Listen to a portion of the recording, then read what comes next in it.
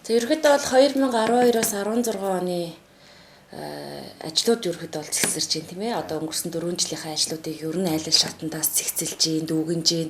Ер нь таны хувьд бас 12-аас 16 оны энэ 4 жилийн хугацаанд мэдээж 4 жилийн хугацаанд хийсэн ажил бол бишгүй л их байгаа. Тэгтээ яг орон нутгийнхаа хөгжилд ч гэдэг юм уу, ардынхаа одоо боловсрал эрүүл мэнд талаас нь ч гэдэг юм уу, Цэлэн аймагт хийгдэж гардаж хийгдсэн томоохон ажлууд ер нь хэр байв? Ер нь хэр үр дүнтэй жил болдог гэж үзэж байна. Ерөнхийдөө 2012-оос 16 онд бол за би аймаг засвараар ажиллаж байна. Энэ хугацаанд бол Цэлэн аймагт бол хөрөнгө оруулалтын ажлууд нэлээд хийгдсэн.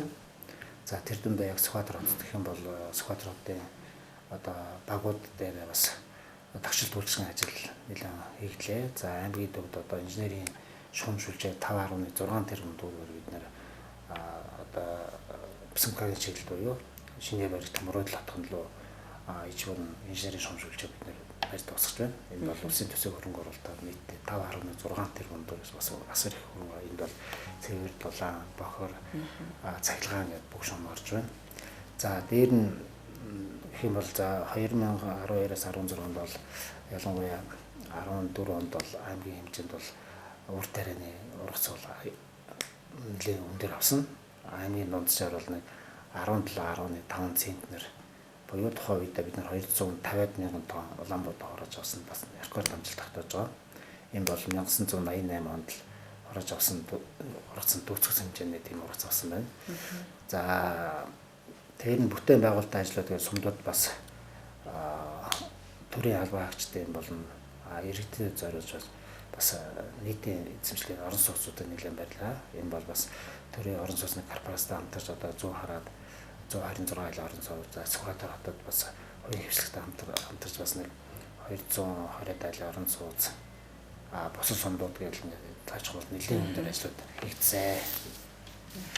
За өшөө нэг хэлэх юм бол за Сүхбаатар сумын одоо ялангуяа багуудын одоо тогтчлолтой асуудал одоо бидний цагаан яриг баг гэдэг хуучин багзаалын хартлын нэг хинч хэрэлдэг нэг саад байсан. Тэрэнд бол бид нар 220 сая төгрөгөөр одоо цагаан яриг зохицлбор гэдэг бид нар хийж явуулах энд бол хүүхд залуучууд бас чөлөө цагаа зөв боловсон өнгөрөхөд бас хэрэг болон за дээр нь цэнхэр байна. Шаруудын донд бас тоглоомын талбай хүүхд залуучуудыг бас чөлөө цагаа өнгөрөхөд зориулж бас тоглоомын талбай за автомашины зогсоол гэх мэт ийм ажлууд нэлээд хийсэн гэж бодож байна. Ерөнхийдөө бүтээн байгуулалттай. Бүтээн байгуулалт талбараар нэлээд ажлууд хийгдэх байгаа. Таны хувьд аймгийн орлогч даргийнхаа яг үүрэгт ажлууд гэж алгыг гардаж хийдэг ажлууд маш их байж идэг тийм ээ. За сая одоо миний одоо хамгийн ойрхон санаж байгаагаар бол Цэлэн аймагт одоо цэрэгцэн байгууллагуудыг иж бүрэн штаб сургуульд улсын хэмжээнд одоо ганцхан Цэлэн аймгийг сонгож бас ингэж хийсэн дадлаг сургуульд бүр харьяа яамныхаа сайд нэрсэн энэ ажил дээр бас их гар бие оролцож зохион байгуулалтын ажил дээрээс оролцсон. Энэс ер нь хэрэг үр дүнтэй ажил байсан бэ? За энэ болохоор хууль сахиулах байгууллагын дунд анх удаа команд штабын сургуулийг зохион байгуулсан. Улсын хэмжээнд анх удаа тэр дундаа Цэлэн аймагт анх удаа. За энэ бүх арга хэмжээ бол хууль зүйн сайд барилгаж аваараа оролцсон. За дээр нь энэ хууль сахиулах байгууллагын команд штаб гэх юм бол одоо манай цагтаа хэлийн цэрэг за онцгой байна. Тэр нь шүүхийн шийдвэр гүйцэтгэл байна. Шүүхийн шинжилгээний алба байна. Цэргийн анги. Хоёр цэргийн анги. Ингээд нийтдээ 7-8 байгууллага оролцсон. Нийтдээ 300 төгрөгийн бүрэлдэхүүнтэйгээр бид нэр энэ Алтан булаас маань нутгаар буур хийдийн талд 2-3 өдөр зохион байгууллаа. Энэ бол Монгол улсад анх удаа зохион байгуулж байгаа. Яагаад гэх юм бол сүүлийн үед дэлхийд дахинд одоо террорист талтан нэлээд бий болж байгаа. Тэр нь одоо хуучин бид нар команд штабын сургууль гэхээр иргэний хамгаалалт, гамшигаас хамгаалах гэдэг ойлголттой хийдэг байсан. Энэ анх удаа одоо хууль сахиулгын дүнгийн жишээл бол одоо яг манай Цэлэн аймаг шиг хэлийн онцгой бус тийм үү? Орос улбаны улстай хэлдэг.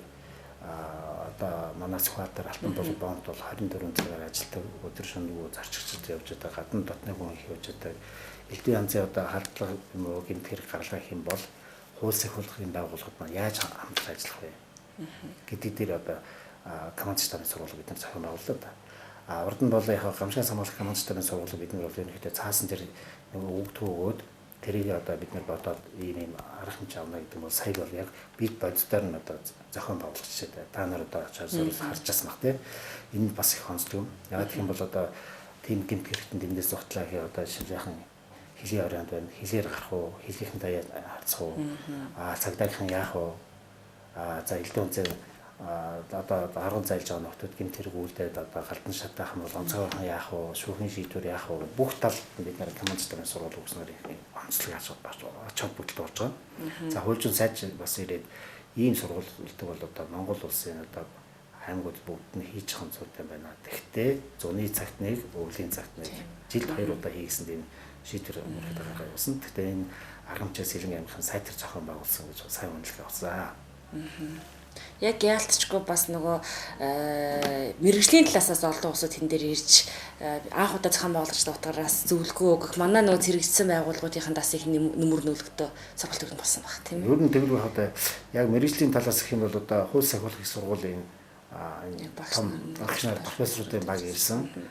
Ерөнхийн энэ сургуулийг бол хууль сахиулах сургуулийн захирал буюу комиссар одоо Баатарчаа комиссар удирдах явуулж байсан. За тэгээд энэ дээр бас ирээд одоо хил хамгааллын ерөнхий газрын дарга генерал Лачинжаав за шүүхийн шийдвэр үүсгэлийн дэд дарга орондоо дуулаагүй гэх мэт бас удирдах бүрэлдэхүүн өөрсдөө ирээд тэр командтайгаа сургуулахаараа за ийм хийх юм байна, тэгэх юм байна гэдэг. Үсэнтэй манай одоо энэ хууль сахиулах байгууллагууд маань өнөөдөр яг өдөр тутмын ажлыг хийж ид болохоос элдэн янзын зохион байгуулалтаа юм элдэн янзын дэм нэг гэмт хэрэг гарлаа гэх юм бол ерөнхийдөө хоорондох ажлын уялдаа бол байхгүй байсан сая командтайгаа сургуулаад гарч иж байгаа хгүй.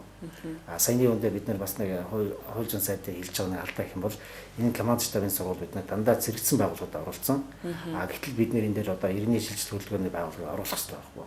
Жишээ хилээр тэр нөхөр гараа явуулчихад ямар ч холбоогүй болчихдог гэж. Ийм алдаа дутагдал байна. Энэ дээр хамтарч ажиллаж гэсэн санал гэж байгаа хгүй. Ер нь их сайт сургууль болсон. Хиндэ ашиг тустай одоо дэлхийн нийтэд одоо террорист халдлагын энэ дээр явж байгаа гадна дотны элдэн онцгой хүмүүс орж байгаа. Одоо энэ удахгүй 7 дугаар сард манай улсад энэ АСЕАН-ын том чуулга болох гэж дэлхийн 53 орны төр засгийн тэргүүнүүд ирэхэж байна. Үүнтэй уялдвал яг хэлийн бүсийн аймагуд ч бас ийм нөхцөл байдал үүсвэл яах юм гэсэн дээр бид нар жишээ аваад одоо командтайгаа сургуулаад амжилттай зохион байгуулдаг. Монгол улсын хэмжээнд ер нь сүүлийн жилүүдэд маш их төсөл хөтөлбөрүүд их маш их хэрэгжиж байгаа. Ялангуяа сумын орон нутгийг хөгжүүлэх тийм ээ. За түүндээс иргэдийн ажил амжиргааг дээшлүүлэх тал дээр олон төсөл хөтөлбөрүүд хэрэгжиж байгаа. Орлогч даргын хувьд аль төсөл дээр нь илүү нөгөө нэг шийдвэр гаргах төвшөнд ажилладаг. За ерөнхийдөө бол орлогч дарга яг ийм тийм хариуцсан ийм хариуцсан багш. Застараа зөвс өөрийн даваа дээр нь бүх салбаруудад давхар хариуцсан явждаг. За элдэн янзын одоо нөө гамшиг хосол гарах юм уу, элдэн байгалийн давуу тал хөгжин зүйл гэсэн зүйлүүдээр бол шууд орлогч дарга ажлыг ахлаад орчдөг. За сүүлийн жилүүд төсөл хөтөлбөр нэлээд хэрэгжиж байгаа. За ялангуяа жижиг дунд үйлдвэрийг хөгжүүлэх төсөл хөтөлбөр гэж яг миний ажлын хэсэг ахлаад байдаг. Тэн дээр бол бид нар аль болох одоо хуучин бол бид нэг уламжилт одоо нэг хаа дахиа ногоо тарих гэсэн төслүүдээ хийдвэл тэрийг арай болёо. Өөдрөлжилтөө оруулаад тийм жижиг дунд үйлдвэрээ дэмжиж ажлын байрыг бий болгох тал дээр л гол ач холбогдол гэж байгаа байхгүй. Тийм төслүүдийг бид дэмжиж явж байгаа. Тэрний үр дүнд одоо ялангуяа төгс орон газрууд зүүн хараа байна, хөдөл байна, Сүхбаатар зэрэг газруудад бол томоохон төгс орон газрууд бол үйлдвэрлэлийн төлөө хөгжих хандлага гарч ирж байна. Одоо ялангуяа барилгын материалын үйлдвэр байна. Дээр нь одоо барилгын компаниуд байна. За боловсруулах үйлдвэр одоо сүү цагаан их мэдээ үйлдвэрүүд нэлээд дэмжиж ажилласан дээ. Яг одоо бас зах зээл нь тийм юм да. Одоо нөгөө ногоо тарьдаг, гахаага малдаг улсууч аль хизээний нөгөө боловсрчихсан тий хинээс тусламж авахгүйгээр өөрсдөө өөрийнхөө амжиргааг аваад явчихдаг ус бүргэ бүлэг хоршоолоод явчихсан болохоор эхлээд мэдээж тавиад өгчихсэн болоод өдөл хэмжээ. Одоо яг энэ аж үйлдвэр талаасаа барилгажил бүтээн байгуулалт талаас илүү их бас дэмжүүл нөгөө их мөнгөөр их дөрвтэй ажил хийж удаас зүгээр болов гэсэн хүмүүсүүдийн бас хандлага байгаад байгаа шүү дээ. Ерөнхийдөө сая аж үйлдвэрийн сайдын тушаал гараад манай аймагт ийм шин нийтдээ энэ жилдээ 2.9 орчим тэрбум төгрөгийн бичил зээл гэж байгаа. Бичил зээл гэдэг нь одоо жинхэнэ одоо жижиг одоо ногоо цагаат харьдаг хүмүүс зориулсан зээл. Тэр бол жилийн 9% хүүтэй. Энийг бидний сумдаар хуваарлах юм бол томоохон сумдууд жишээ Сүхбаатар сумд нь 300 сая, Мандал сумд нь 300 сая, Цайхан сумд нь 200, бус сумдууд бол за нэг хуамаа шалтгаалаад 100 150 янз янз. Энэ бичил зээлийг бол жинхэнэ одоо ногоо цагаал харьдаг гахаа шуу өсгдөг хүмүүс зориулж байгаа байхгүй баг. Одоо томоохон жижиг дунд үйлдвэр томоохон зээл гэх юм бол бас 100 саяас дээш хэмжээний хөрөнгө шаарддаг тийм төсөл хөтөлбөрүүдийг бид дэмжиж ажиллана гэж байгаа юм. Яг одоохондоо хөгжлийн банкн дээр их усрын шийдэгдэх юм бол аймагуд ороод ирнэ. Бусад ингээд яг ажил үйлдвэрийн сайтын тушаал гараад аймагуд хойрцоод арай ахуйнууд манай Сэлэнгийн аймагт одоо жижиг дунд үйлдвэр дэмжих зорилготой 4 тэрбум орчтой орж ирэх. Тэр жихэн үйлдвэрүүдэд одоо дэмжих гэсэн тийм бодлого дээр зээл хөтөлбөр төсөл хөтөлбөр хэрэгжиж байгаа. Таны хувьд Сэлэнг аймгийн орлогч дараагаар 2 удаа, за мөн Сэлэнг аймгийн төрийн сангийн хэлтсийн дараагаар 2 удаа гэж ажиллаж байгаа. Ажлын туршлага бол би маш сайн. Дээрээс нь яг Сэлэнг аймгийг хөгжүүлэх тэр хэлтэс албан тушаалын бас гол цөмдөн ажиллаад байгаа юм болоо гэж хараад байна л да. Тэгээ Сэлэнг аймаг одоо төсвийн хувьд бол Монгол улсад орлогоо өөрөө бүрдүүлдэг тий. Тэгээд нөгөө цөөхөд аймаг гэдэг юм билээ шүү дээ. Орлогоо бүрдүүлжээ татвараа ингээд тушаадаг байвал. Тэгэхээр Сэлэнг аймаг яг энэ төсвийн тал дээр үнэхээр доктортой аймаг гэж та үздэг. Ер нь ийм шүү дээ. Сэлэнг аймаг бол одоо Улаанбаатар, за Өмнө Говийг, за Эрдэнэт бидний тооцсон бол тэдний дараах орох аймаг гэх юм уу хөрөнгө оруулалт бүрдүүлдэг. Өнөөдөр Сэлэнг аймгийн нутаг дэвсгэр дээр Уул Уурхай, за Бороогүй бол байна. Алтны эдийн үйлдвэрүүд байна. За нүүрсний үйлдвэр байна, төмрийн хүдэр байна. Цементний үйлдвэр байна, спиртийн үйлдвэр гэл. Тэр нь газар тариалан гэл.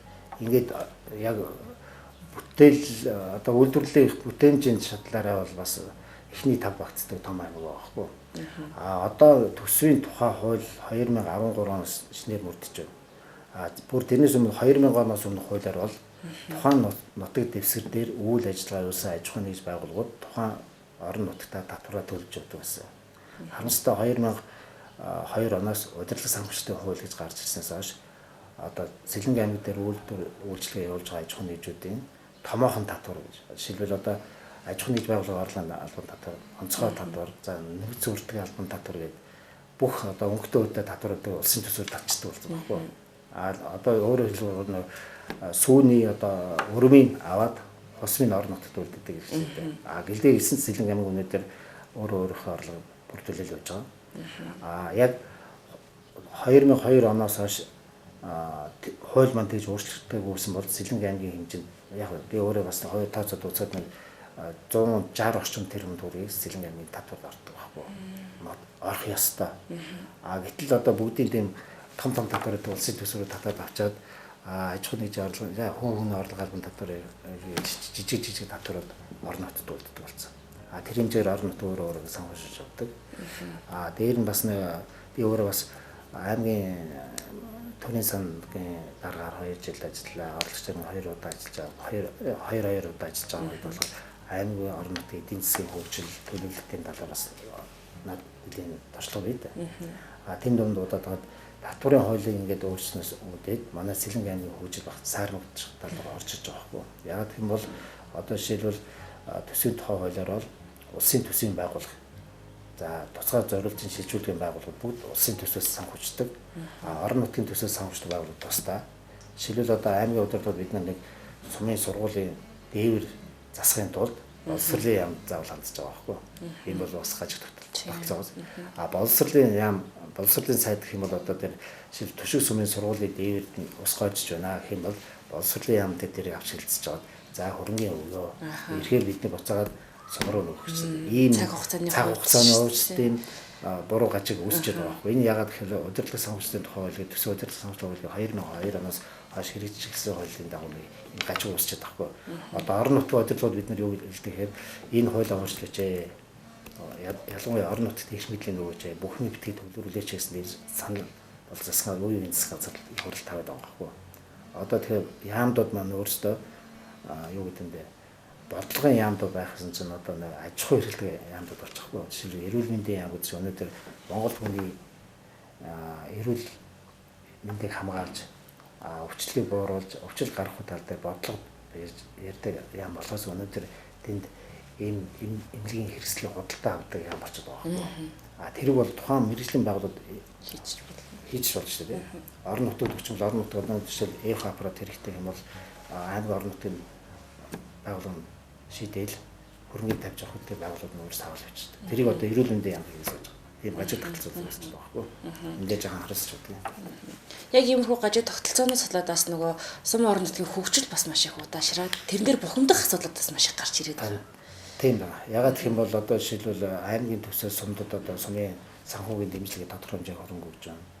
Сумдын одоо татвар гэж ямар хөө татвар гарт бас хүнд шүү дээ. Сумын дарга нар одоо бар зүрхээр л ажиллаж байгаа. Одоо сумд бол баг юу гэдэг бууны татвар, гэрийн дэжвэр амтны татвар, гэх мэтийн одоо нэг хог юуныг л ороход аягүй хүндэрлээ татварууд байдаг байхгүй. Аймагт одоо яг тэр одоо арай гайгүй татвар улсад бол хэлцдэг нэг сүү хийж үзэх нь сүүний урам нь бол улсад ороод ингээ хусам нь одоо бараг сумд очих гэсэн ийм гаж тогтолцоо үүсчихэд байгаа байхгүй 2002 оноос хойш. Яг бол биений сайн мэт би өөрөө 2000 он хүртэл төрийн сангийн дараа хийж байгаа чинь Сэлэн аймаг оны эцэст өөрсдөө дасандаа 300-аас 400 сая төгрөг үлдэлтэй байдагсан байхгүй. Тэр мөнгөө бид нэр юм зарцуулаад жишээлбэл одоо бүх төр төсөө газруудын уур авалгыг дараад одоо жишээлбэл манай энэ дулааны станц шүү дээ. Нүүрсний өгнө өөрийн бүгдийг дарж өгöd байгаа чинь цаана 300-аас 400 сая төгрөг бид сангийн амруу татуулдаг байсан байхгүй. Дансны үлдэглийн сангийн шууд авчдаг. Өнөөдөр ихтэл набороод эсрэгээрээ сангийн яамнаас оны эцэст бид мөнгө гоёдаг болчиход байгаа байхгүй. Түүнд тэрнтэй харьцуулах юм бол татварын хувь хэмжээ үйлдвэрлэлийн хувь хэмжээслэн нэлийн өргөжцсөн. Орох татвар нэлийн өссөн. Тэгтэн мөн Сэлэн бүх татваруудаа улсад өгчөөд зөрүүлээд мөнгө уусгаж байгаа юм нэг л. Та нэг юу гэж ойлгож байна? Энэ бол цэвэр одоо юу гэдэг улс төрийн бодлого л байдаг байхгүй. Жишээлбэл 2000 он хүртэл төсвийн тухай хуулиар бол бүх аж ахуйн нэгж байгууллагууд бол тухайн нутгийн дэвсгэр дээр үйл ажиллагаа явуулаад татвараа тухайн нутгийн дэвсгэрийн татварын байгууллага төлдөг байсан. Гэтэл 2002 оноос одоо тухайд сангийн сайдс улаан боловсролын тухайд одоо Монгол Ардаа босголтно гэж олон байсан. Бид нэр өөрсдөө ийм шийдвэр гаргаад орон нутгаас бүх татваруудыг татаад Улаанбаатарт илрүүлсэн. Буцаагаад тэрнээс хойрлоод орон нутгад өгдөг. Ийм гажиг тогтолцоо орсон байхгүй. Тэгээ 2011 онд төсвийн тухайн хууль бас шинжлэх батлагдж байгаа. Тухайд би төрийн цагийн дараа саналуудаа бид хэлдэг сан. Энд юугаа та нар бууруулаач буцаагаад орон нутгад нөгөө чигэрэмтлийн. Сангийн яамныхан бас тийм санал оруулаад их хурлд оруулаад их хурл дээр баталж байгаа юм болохоор хуучин одоо яамдууд одоо бүх мөнгө авч хөрөнгө оруулалтаа шийддэг. Одоо боловсролын яам хүүхдүүдийг сургах, боловсруулах үйл ажиллагаас гадна одоо сургууль цэцэрлэгийг засах барих ширээ санал авч өгөх гэдэг тийм үедээ боловсролын яам хийгээ сууж байгаа одоо аж ахуйн ажил хийж байгаа гэж байна. Ийм буруу гажигтай очоо манай улс одоо 10 хэдэн жил яваад байгаа байхгүй. Тэрнээс өмнө бол орон нутгийн бүх олон нийт жишээ байсан. Тэр даваа тал их байсан. Одоо нэг гол амин судалсан санхүүгийн асуудлыг дээрээс нь шийддэг. Эндээ эдэг өнөд яг л нэг аймгийн задаргаанд дэрэгдэх нөгөө хэлтс агентлагын тоонд нь болохоор ороод яваад идэг тийм. Одоо хэлтс агентлагын тоо ч гэсэн тийм шүү дээ. Одоо ерөнхийдөө бүх за яг цөөхөн одоо манай аймгийн задаргаанд дэрэгдэх 22 хэлтс албад байдаг шээ агентлаг. Тэрний дарга зарим дарга нарыг бол шууд төвөөс нь томилдог байхгүй. За яг хүчний байгууллагууд одоо хууль захирал ойлгож байна. Цагдаа болно, онцгой болно тийм мэрэгжлийн байгууллагууд. Одоо бусад жишээлбэл хөдөө аж ахуйн газар байна. Байгуулагчны газар байна. Гэх мэт яг орон нутгийн үндсэн үйл ажиллагаатай ажилтдаг байгууллагуудын даргыг бол шууд хөдөө аж ахуйн сайд, байгуулагчны сайд томилж байгаа. Энэ бас буруу жишээ байхгүй. Гэх мэт юм яриад зөндөр байна да. Ер нь төрийн албаны салбарт 20 гаруй жил ажилласан байна та. Яг Сэлэнг аймагтаа бол ерөөдөө бол төрийн албаны ажиллагч тэр хувийн хөвшлийн ажиллагч тэр Сэлэнг аймагт өрнжсэн. Ер нь та Сэлэнг аймгийнхаа хөгжлийг за тэр дундаа өөрийн амьдарч байгаа Сүхбаатар хотын хөгжлийг хэр хурдтай эсвэл магадгүй яавал ингээд өшөө илүү гоё хөгжөндөө гэсэн ер нь хувь хүний бодол танд юу гэдэг вэ? За ер нь бол манай Сэлэнг аймгийн төв Сүхбаатар хот маань яг бомб хотууд дээр цааш хөгжих том магадлал өндөр шүү дээ. За ялангуяа за Сүхбаатар хот маань одоо төмөр замаар Орос улбануудтай хилдэг 24 цаг ажиллаж байна. За хажуу хот хариад үлдээ Латан болго бомбдоор бас 24 цаг ажиллаж байна. Энэ үдээс авчсан Сүхбаатар хот бол цааш хөгжих бүрэн боломжтой. Ерөнхийдөө бол Сүхбаатар хотод бас нэг үйлдвэрлэлд нэлийн байгуулах хэрэгтэй гэж би боддог. Ялангуяа үйлдвэр маань Орос улбаны улс руу экспорт гаргаж ирдэг.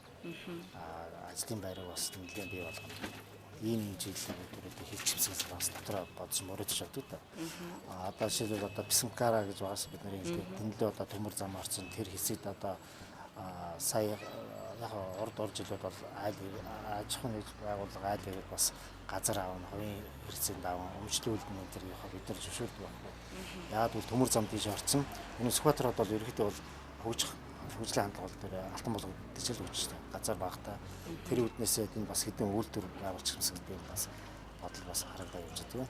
За ер нь сайд дарга нартай ярьж байгаа чинь зарим дэвдэж штэ. Одоо хятадын нэг томоохон корпорац жилдээ 250 мянган машин үйлдвэрлэдэг Монгол барья гэсэн дээр ярьдаг байхгүй.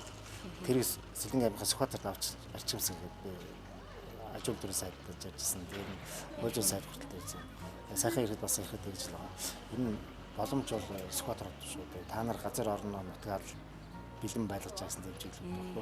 Тэгэх юм бол энд жилд 250 мянган автомашин үйлдвэрлэдэг гадаадын хөрөг үйлдвэр барьчих юм бол Сүхбаатарт маань өөрөө тэнд ажиллах хүмүүсийн ажлын байр эргүүлээд зах зээл нь Оросод хажууд байна. Орос руу гаргахад хаана тийм давуу тал байгаа байхгүй. Тэгэхээр Сүхбаатарт ер нь цаашдаа тийм нэг том хот болох юм боловч гэж байна.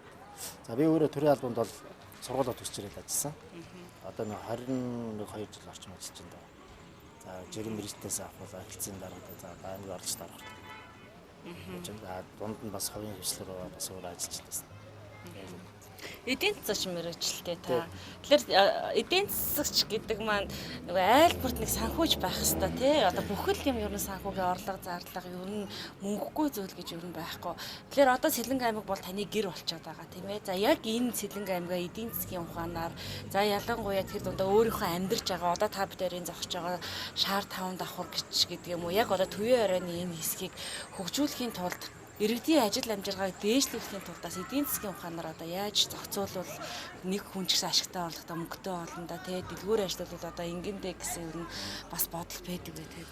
Ер нь би сая хэлээдсэн дээр үйлдвэр гэхгүй. Одоо хууч манай Сүхбаатар одоо шүдэнсний үйлдвэр, гурилын үйлдвэр, модулсын үйлдвэр, томоохон үйлдвэр болсон. Одоо өнөөдөр ажиллаж байгаа үйлдвэр бол за алтан тарай гурилын үйлдвэр юм тий.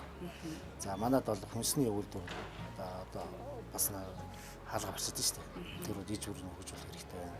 За дээр нь бас түрүү миний хэлдэг шиг одоо махны үйлдвэр бас байх хэрэгтэй. Ягаад бол Орос улбаанаас мах экспортлоход бол Сүхбаатар бас боломжтой. За дээр махны үйлдвэрээ дагаад бас махан бүтээгдэхүүн боловсруулах электронцын үйлдвэрүүд. Дээр нь одоо автомашины үйлдвэр үлдчих ийм үйлдвэрүүдийг бий болгож Сүхбаатарт өгч нөгөө бомб тогтдог.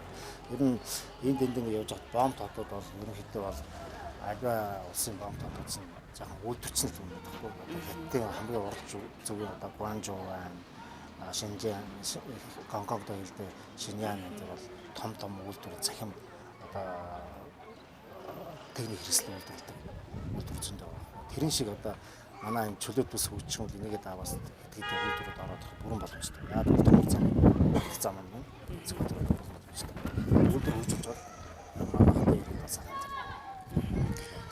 одоо яг эдийн засгийн ухаанд юу гэж заасан байдаг. Жишээлбэл одоо би сөөхийг авч яриа л да тий.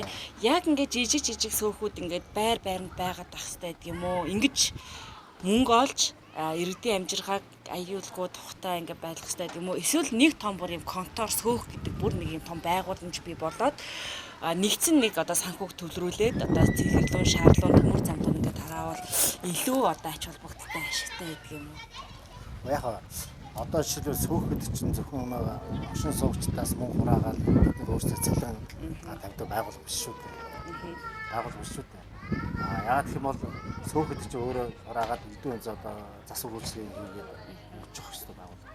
Эдийн засгаас авч үзэх юм бол энэ зөв байхгүй. Өнөөдөр ажиллаж байгаа сөөхүүд бол бас шаардлага хангахгүй байна. Яагаад гэх юм бол одоо манай шарын сөөх бол нэг хэсэг гав ажилтдаг байсан. Одоо ч гэсэн бас яг ажиллаж байна. Гэхдээ ер нь бол яг хариуцж байгаа хүнээс л шалтгаалж байгаа байхгүй.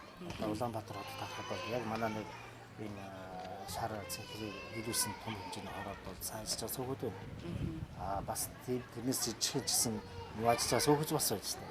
Тэгэхээр хариуцж байгаа хүн л байгаа байхгүй. Ер нь том жижигтэй гол нь биш шүү дээ. Хамгийн гол нь жижигч байсан тухайн сөөх бол өөр ашигтай ажиллаад ард иргэдэд зөв үйлчилж байгаа хэрэгтэй. Том ч гэсэн адилхан. Тэгэхээр том жижиг нь ялаа нэг. Том бол мөнгө их хөрөлтөнд дагвал мөнгө бага хөрөлтөөс нь сөөх бол энэ хариуцлага нь санагдаж байна. Та хариуцлагыг ер нь юу гэж боддог вэ? Ер нь халиваа ажил төрөлд бол хариуцлага байх хэрэгтэй. За дарга зэрэгээс өгсөн үүрэг даалгаврыг бол цаг тухайд нь биелүүлэх бол хариуцлага тооцох хэрэгтэй. Тэгэхгүй найзын дундаа явах юм бол юу дарга зэрэг ажил үйлдэж байгаа юм.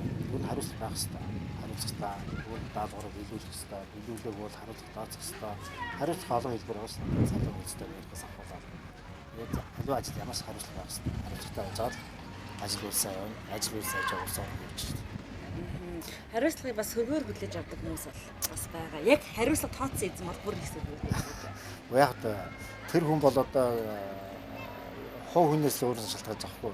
Хариуцлагагүй ажил хийхээр чинь юу юм одоо юу гэдэг нь өөрийнхөө дураараа юм хийчихэд одоо ингэж хийгээд буруу хийчихэд урдаас одоо сүрүүлдэх юм бол тэр дарга зэргийн ялгаа гэж байгаа юм шүү дээ. Тэгж болохгүй шүү дээ. Нэгдсэний удирдлагын доор ажиллаж байгаа аливаа ажил үйлс чинь зөв чигээр олж байна шүү дээ. Тэгэхгүй энэ туртаа өөрийнхөө сансаар ажиллаа хийчихэд боллоо гэдэг бол яаж ажил үйлс авах вэ? Энэ яаж улс орн хөгжих вэ?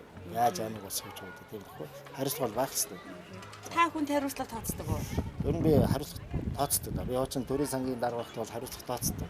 Ажлынхаа бол за ажиллаа жаахан дотоо хөдөө хийх юм бол хариуцлага ярина. Таныг яагаад би тэгж асуусан бэ гэхээр ер нь хамт ажиллаж байгаа нөтөж их дуугүй одоо даруухан ч гэдэг юм уу тэгдэг юм байл үү те. Яг хүн мөрөөр ажил хийгээд байхад заавал нэг дарамтаад хариуцлага тооцсон гэж яриад байгаа шүү. Буруу юм хийвэл би буруу нуу торц гэдэг шиг шүмж танддаг. Зарим эхчүүдээ бол шанаадад байдаг. Шулуухан дэрэн дээрсэн. Манай очи төрийн сангийн залуучууд мэдчихлээ багтаа тий. Буруу юм хийвэл уур хүрэл шанаадад авч байгаа. Айтаахан байгаараа данараад. Түүнээс би нэг цалин өстэй чи ярина энэ дэр. Тэр бол дараагийн хэмжээс эхлээд сануулна. Дараа нь зөөр ажил хийгээд хүн заавал тэгээд нэг хүн юу гэдэг адараад шаардлага байхгүй шүү дээ. Сэлэнгийн иргэдийг бүгдээрингийн л хөдөлмөрч гэж яриад байдаг тийм ээ. Үнэхээр бас ингээд одоо ингээл төрийн албанд ажилладаг мөртлөө завгүй байдаг мөртлөө нэрэл гэртээ ингээл цэцэг тариал үрслэгийг суулгуулаад энэ бас хөдөлмөрч ард түмний нэг шинжилтэй. Дээрээс мэдээж юм болгон хоёр талтай. Үнэхээр сайхан ингээ хөдөлмөрлөө амьдарч байхад бас залхуу улсууд ядуу амьдраад байна л да. Тэгэхээр сэлэнгийн иргэдийг ер нь та маасаар нь яаж ажилуул, яаж хөдөлмөрлөх хүн болгон л ажилдаа орлоготой байна да гэж юу та боддог. Ер нь хүн болгон анх цагаар өөрөө өөртөө зориулж хөдөлмөрлөж байгаа. Хөдөлмөрлөж байгаа хүмүүс сайхан амьдрах хүмүүс алгаад тасаал халбанчийн мөнгөөр амьдрах гэж байгаа юм шүү дээ. Мөнгө гэдэг чинь өөрөө үржилжтэй процесс. Одоо бүтээтгүүр үйлдвэрлэлд тэрийг өсгөөд өдөөний ажлын байртаа болгоод эргүүлээд ажил хөдөлмөртэй болж амьдрах хөөс зүгээр алгаад тасаас авах юм бол хөгжихгүй шүү дээ. Ер нь манай Сэлэнгийн бол бусдаа ангид ажиллаад хөдөлмөрч.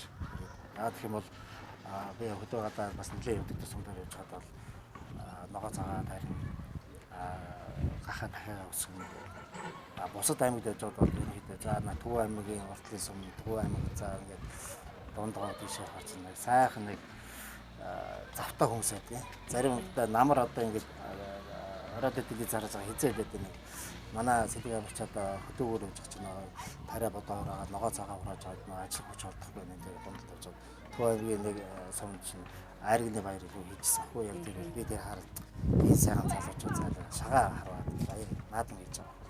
Манай Сэлэнгүр очиж байна ажлаасаа гэж.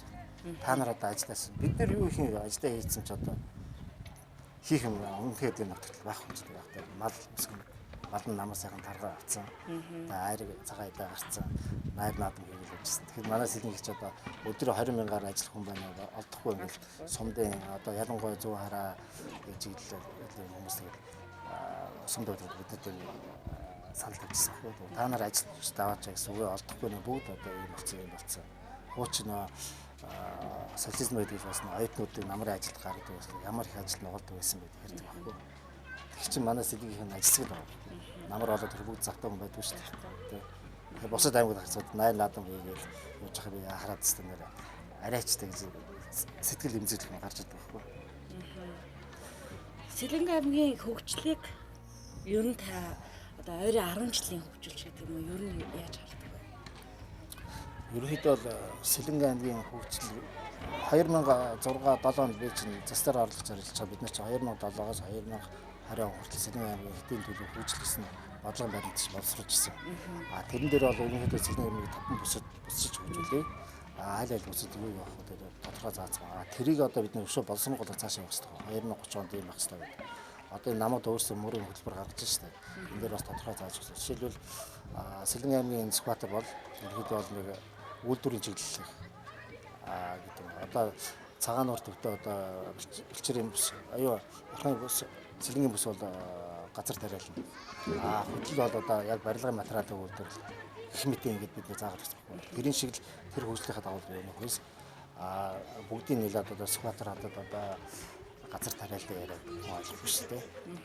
Жишээл цагаан нурт очих газар тариалан гэдэг их иргэд газар тариалан за төмс үлсийн мал аж ахуй хөгжиж байгаа. Ерөнхийдөө яг хөтөлбөрийг бол сумд нь тааруулж тусад нь гаргаад аймгийн хэмжээнд хөтөлбөр гарч ирж байгаа. Ер нь Сэлэн аймаг бол цаашдаа бол газар тариалан мал аж ахуй за газар тариалан аж үйлдвэр уул уурхай гэсэн хөтөлбөрөөр хөгжиж болж байгаа. Хүссэн хүсээгөө Сэлэн уул уурхай гэсэн алт байна. Төмрийн хөтөр байна. Уурс байна. Ийм л гурван чиглэлээс хөгжиж байгаа. Хөө ер нь бүх л мөрөөдөлтэй байдаг байх гэж бодож байна л да. Тэгээд тэр мөрөөдлийнхаа төлөө хүн ер нь энэ ажлаас сурч хөдөлмөрлөж явж ядг юм болоо гэж боддог. Тэгээд би таны яриа сонсоод байхад айгүй тийм нөгөө нэг ирээдүйтэй дан аж үйлдвэр ч гэдэг юм уу том гэж ярьдаг шүү. Том юм ярьж лээ л да. Тэгээд мэдээж бодиттой жишээн дээрээс болж бүтгэхээр тийм төлөвлөгөөн дээрээс тулгуурлаж ярьж байгаа болоо гэж бодож байна. Ер нь та мөрөөдлийнхаа хаана явж байна гэж өөрийгөө боддог. Би ер нь мөрөөдлийнхаа дунд л хайдаг гэж боддог ба. Хүн мөрөөдж амьдрах хэрэгтэй шүү дээ. Мөрөөдлөө хүн амьдрах үүдээс тэмүүлдэг хүн амьдрах хэрэгтэй.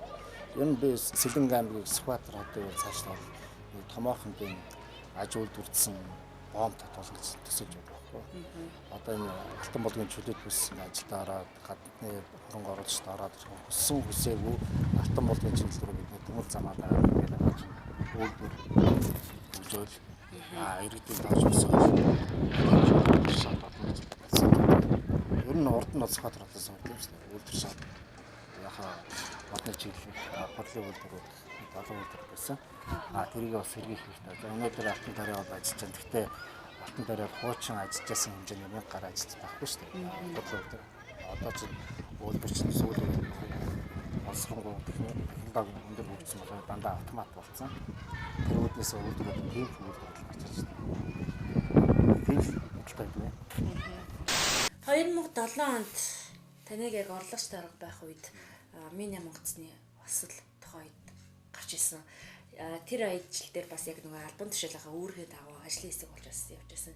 Тэр үеийг бас эргээд сануул. Яг маш их олон хүмүүст уй гашууч гэдэг нь харамслаа тохиолдол байсан. Гэтэ гардаж ажиллаж байсан хүний өв тэр үед бас яг танд ямар санагдчихсан. Яг тухайн үед 2007 оны 6 сард манай аймагч аймагч дүнбэртэйс баггүй. Андидгүй шатаал. Тэгээд урдч нарсан гэсэн хүн гарч ирсэн. Тухайн үед бид нар цаа хэлээ. Ерөнхий газарлуу яриад нэмэгдэл хүчин дээр аваад за зэрэлдэх алтан болон шаамар скватер сумынхаа ирээдүйд оруулаад ямарсан тарж удсан аахгүй. Тэрний дарааханд өрөөд гараад тэгээд цаашаа 100 хараад дүүмэрт. Ерөнхийдөө тэр жил бол улсын хэмжээний дүүмэр нэлийн өндөр байсан. Тухайн үед яг Минь институт гэж одоо 6 сарын дундуур байх 12 үед л асуулсан гэсэн цайдаа манай цайдаа газар дараад мэдээлэл авчихсан. Өдөр 4 цаг ниссэн. Сур тасарчлаа байхгүй. Тэгээд хөдөө ажил төрүүлсэн. Тэгээд засаг дараатай гар манай дараатай зүгт орхон туулдар уулзаад байсан чинь ерөнхийдөө Минь институт алуулгаар асуулсан шүү. Ажлын шуурхаг гарч байна. Тэгээд шөндөө би орхон туулаа шууд зуараар очижсэн. Зуараад очиод хойд цайдаа ерөнхий газрын дараас генерал агаруул төлөвтэй. Засаг газрын төлөвлөж төрсэн. Иргэлийн байгууллагч байна. Тэгээд шөндөө бид нар чинь 3 цаг үед зуараад очиж шуурхаг авралдаад ажлын хэсэг өглөө өөр цагт ажлын хэсэг эхний ээлжинд одоо эрлийн групп гараа гэсэн. Тийм үтсэн. Тухайд тэр дараа алдчихсан гэж бодоод яг маргааш явчихсан. Өөрөө хөдөө ажиллаар явж чад салхи хувцсгүй одоо зуараад утсан.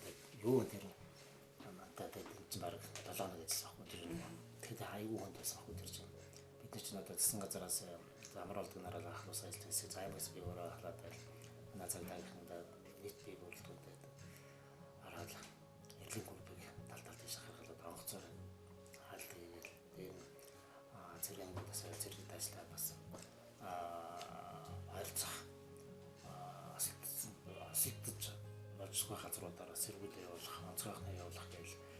үедээ ажлын ачаал аюул өндөртэй 7 хоног ажилласан даа. Тэнд аюул хүнээс авахгүй бид нар чинь тэгэл орой 2-3 цаг хүртэл ажиллана.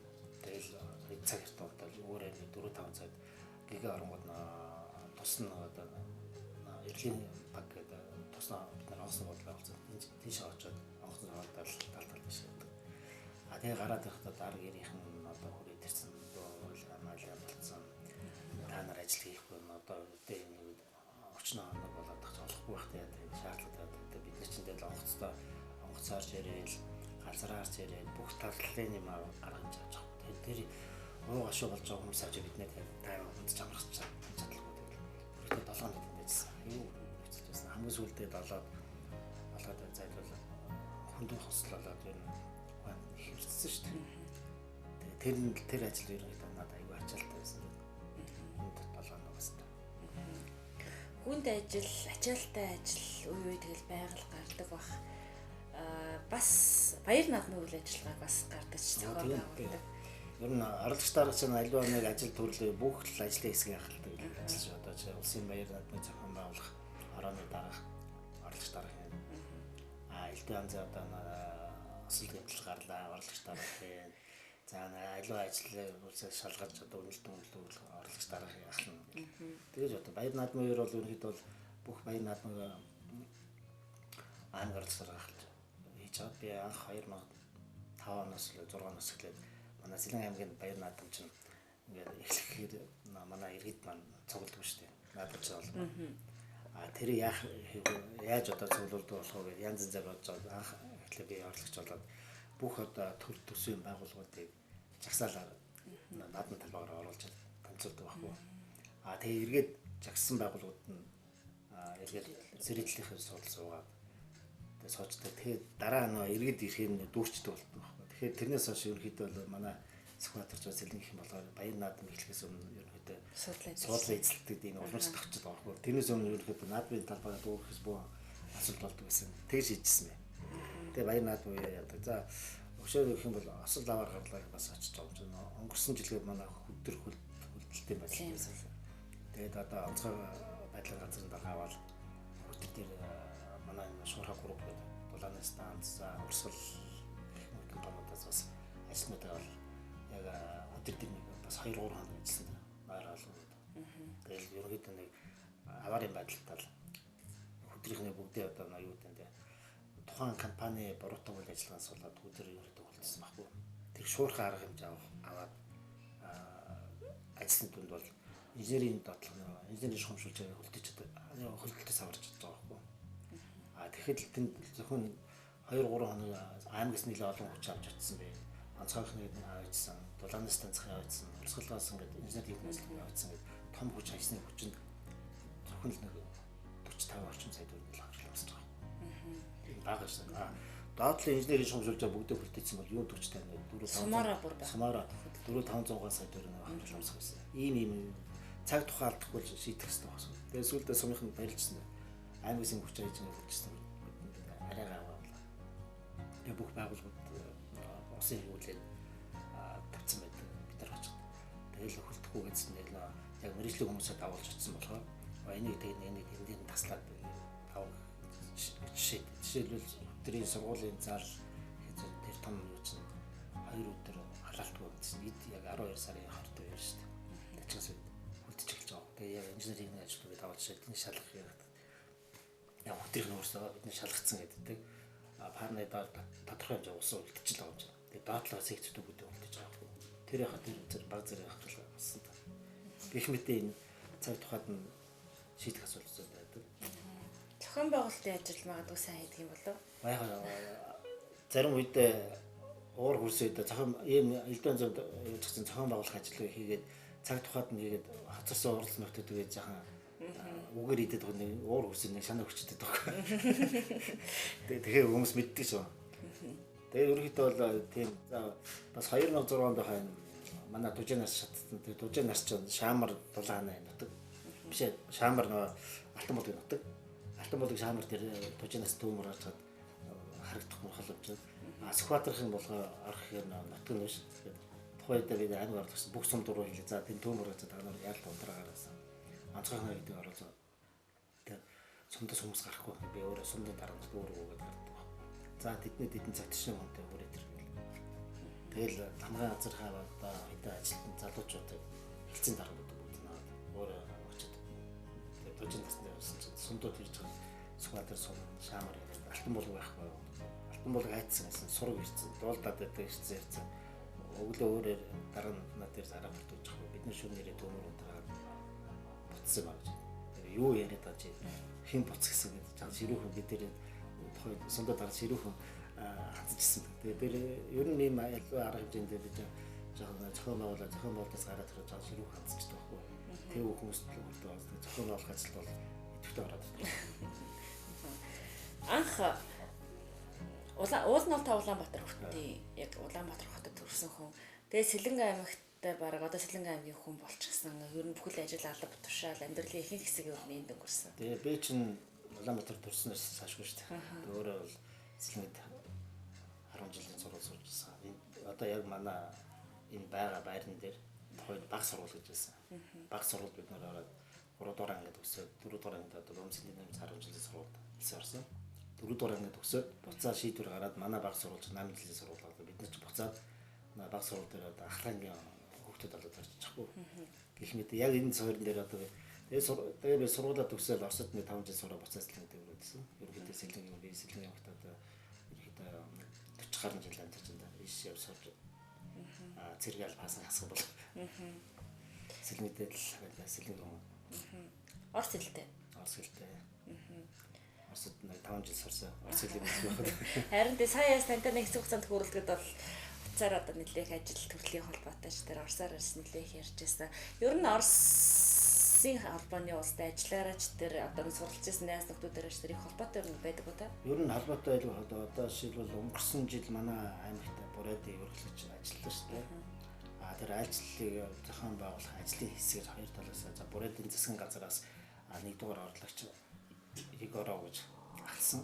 Сэлэнгэ аймгаас би ахалсан ажлын хэсэг гараад Бурайдын засгийн газар дээр 1-2 удаа очиж оролцчихсан.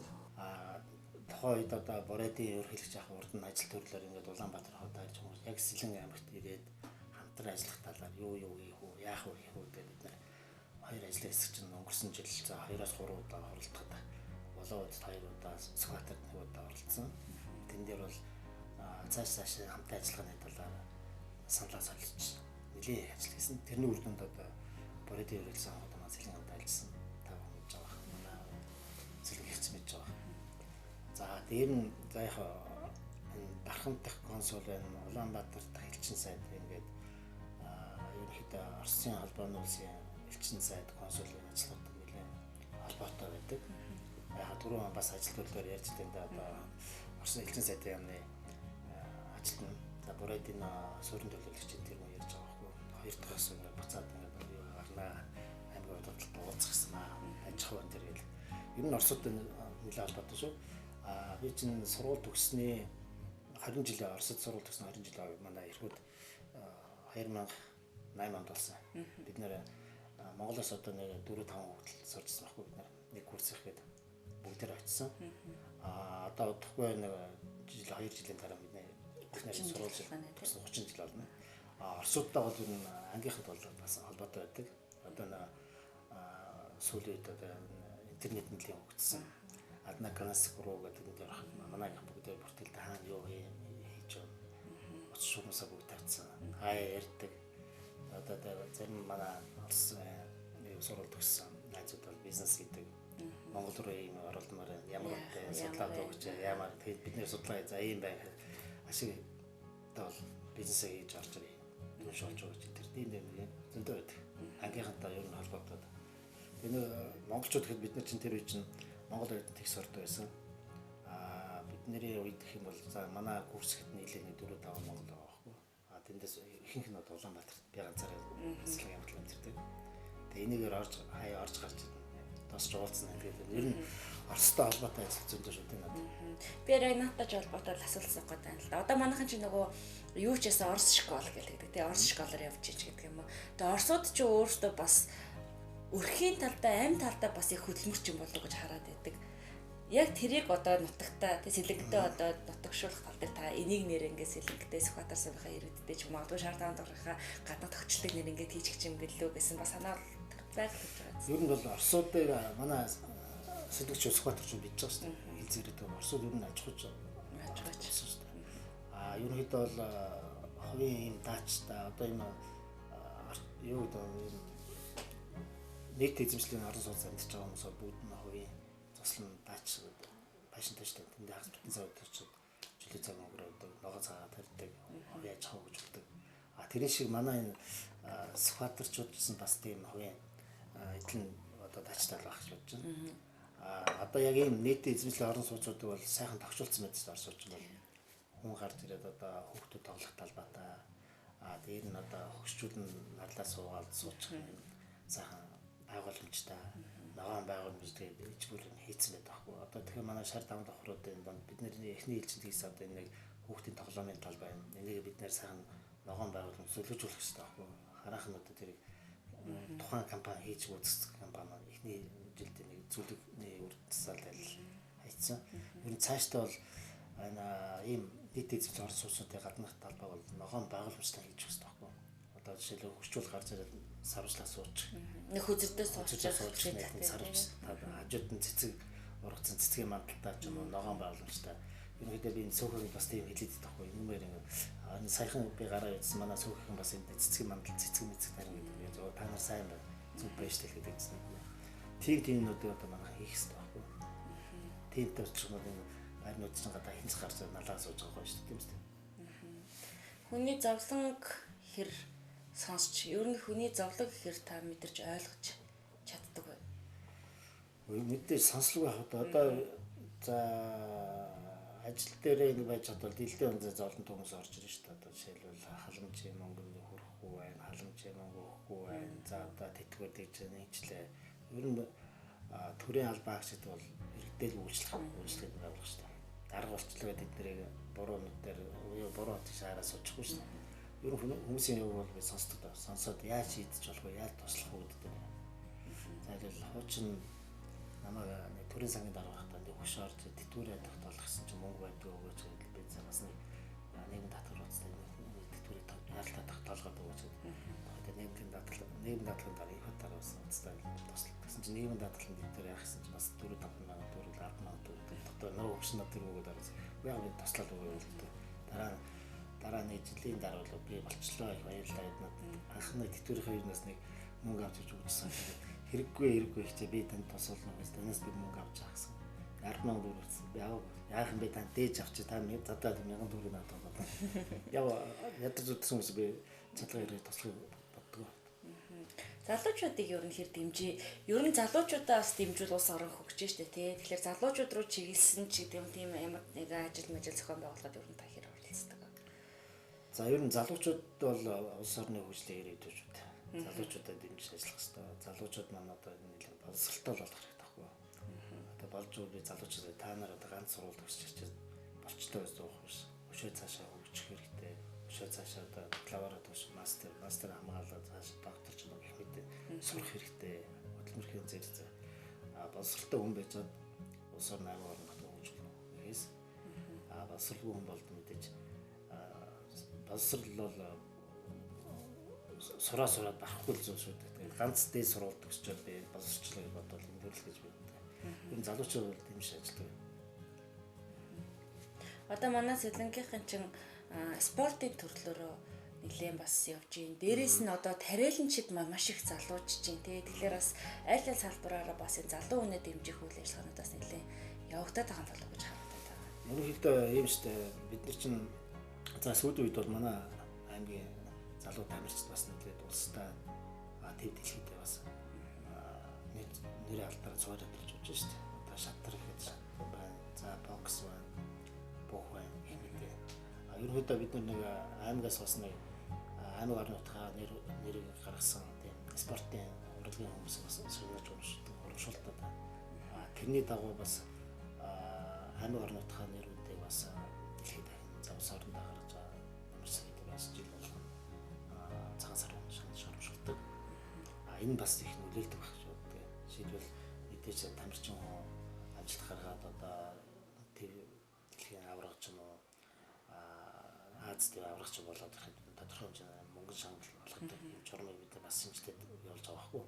Энэ бас нэлээд сайн боловч байгаа. За тариаланчд бол сүүлийн жилүүд бас нэлээд залуучж байгаа. Сүүлийн залуучууд бол бас сайхан боловсролтой болж байгаа. Энийг бас практик сайн нэвтрүүлэх хэрэгтэй байхгүй. Тэгээ Ахмад үе ингээд бас л биш. Ахмад залуу хоёр хамтарч ажиллаж байгаа үр дүндгүй шүү дээ. Дан залуучууд гэх юм бол бас практик болон бодгоно.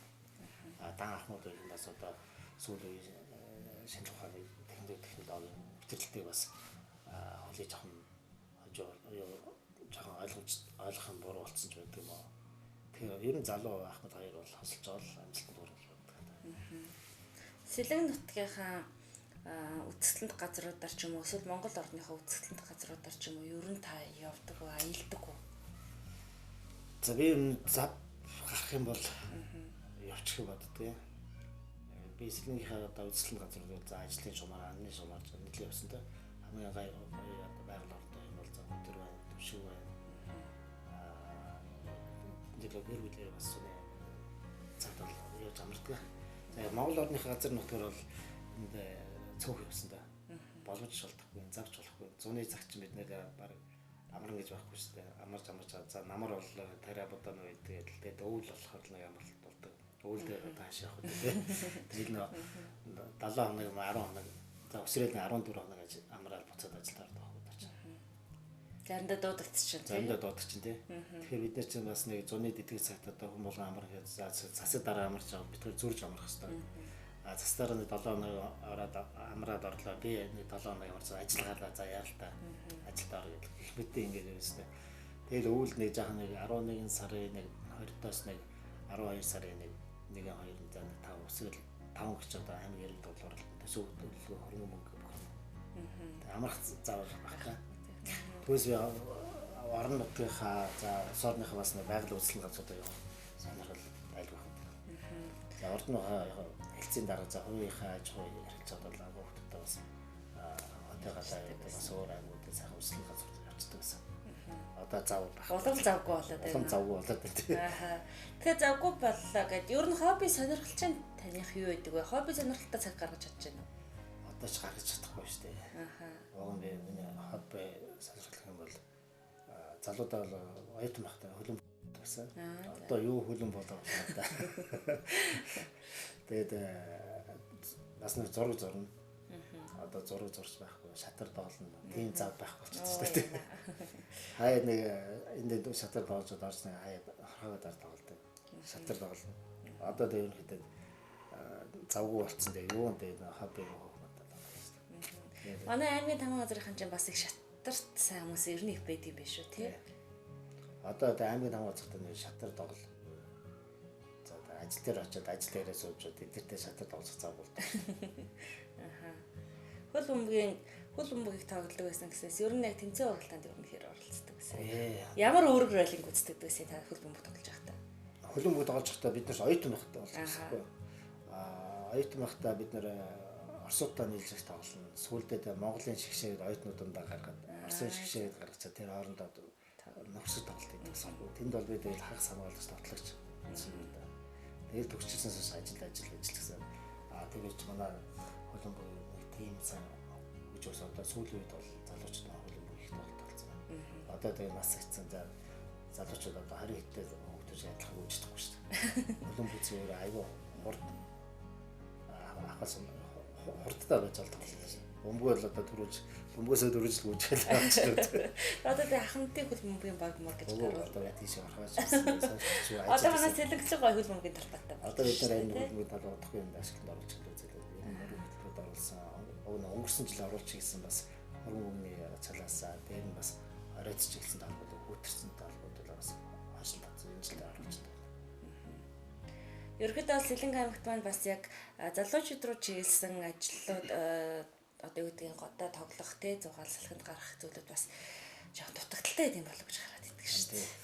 Ерөнхийдөө бол за сүүлийн үед одоо арай гайг болж байгаа. За хөлбөмбөгийн талбай байна, одоо усан байсан юм байна. Ингээд орчих юм бол ер нь цаашдаа бол залуучуудад зориулсан нэг сайхан парк бол бий болгочих хэрэгтэй байхгүй Сүхбаатар сумда. Ер нь анх бидний төгсч ирж чадаад одоо энэ гэрэл төвшөө гэж байсан тэр чинь тухайн үеийн одоо ажлын төлөвлөгөөнд ороод парк болгоно хашаа машаа бид нэр свободно гэж барьдаг гэсэн аахгүй. Одоо тэр одоо миний мэдхээс 20 гаруй жил ярьж байгаа аахгүй. Сквадрат одоо тийм сайхан нэг залуучууд том парк байгуулчихдаг байхгүй. Залуучууд гэхгүй заавал одоо хурж болж байж болно тийм настай хүмүүс байж болно. Тийм нэг том парк байгуулж байгаа л бодогдтой. Одоо тэгээ сквадрат байгуулчихсан газар орно бас манай чинь уул гол хоёр одоо авчигдсан болоо бас сууж тогтоод бас газар орно хамт бас алдц бас харуулдаг. Тэгтээ ерөөхдөө тийм нэг парк байгуулчих нь бол санагддаг надад. Бодож байгаа нэг болно өстэй гэдэг шиг. Тийм болондоо гэдэг шиг. Та өөр танд ямар одоо давуу зан чанар ч гэдэг юм уу? Одоо нэг ажлыг барьчаа тэрийг заавал дуусгах ард нь гарах тийм одоо юу гэдэг шаарлахуу зан ч гэдэг юм уу? Ер нь тийм зан хэр байдаг вэ танд? Өөрөөр нэг ажил авчвал бицэн үзэл гарна да. Дуус нь хайчаа заавалхгүй юм биш. Энэ нь тэгэл аль болох ажлын ард харцал санаа байна. Тэгээд элдв онцын одоо юу гэдэг элдв онцын одоо саад дээг байсан тэрийг давхын төлөөлөл байхгүй. Махруу гэдэг. Нэг ажил хийж тэргээ дуусгаж байгаа юм үзэж байгаа гэсэн бодлоо. За тийм л байна да.